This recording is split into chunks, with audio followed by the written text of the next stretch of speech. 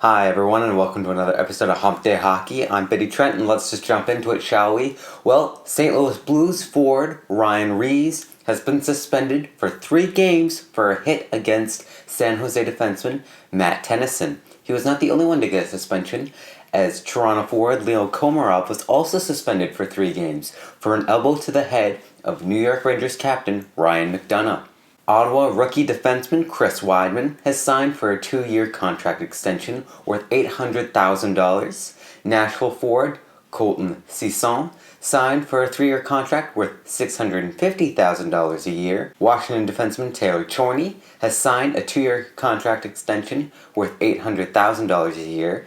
And Montreal forward Paul Byron signed a 3-year contract extension worth just over $1.1 million a year. Ex-San Jose defenseman Scott Hannon has decided to retire. He played over 1,050 career games and scored over 215 points. Lots of trades happening in the NHL as Washington sent a 3rd-round draft pick to Buffalo for defenseman Mike Weber. Calgary sent forward Marcus Granlund to Vancouver for Hunter Shinkaruk.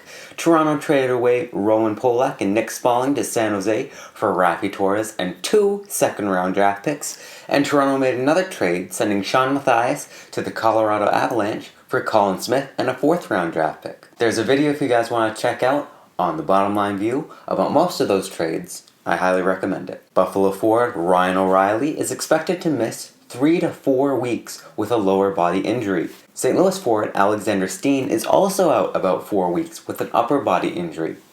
Jaromir Jagr has now officially passed Brett Hull to become the 3rd best all-time scorer in the NHL, and Stamkos scored his 300th career goal for the Lightning.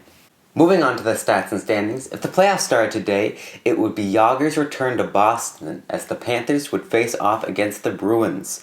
Then, Brad Richards would try to beat his old team when the Lightning would battle the Red Wings. Then, Brooks Orpik would be hosting his old team as the Capitals would be facing the Penguins. And of course, the Battle of New York as the Rangers host the Islanders. Then for the Western Conference, it would be a battle of the song genres as rock would be facing country, as the Kings would be hosting the Predators.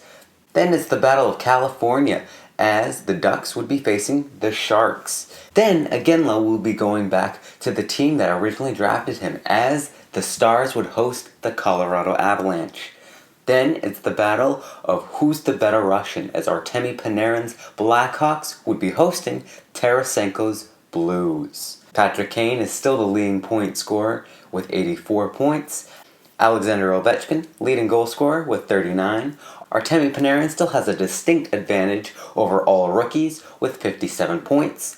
Braden Holtby has the most wins and the best record with 38 wins, 6 losses, and 3 overtime losses. Corey Schneider is the leading goals against average goaltender with 2.06. And Brian Elliott is leading all goaltenders in save percentage with .929. My predictions, well, we're in for a great trade deadline. I think there's going to be a lot of trades affecting a lot of different teams. And I also think that there's going to be more signings in the NHL. We had 4 this past week, so we're going to have more. As always, thank you very much for watching. I hope you enjoyed, and I'll see you guys soon.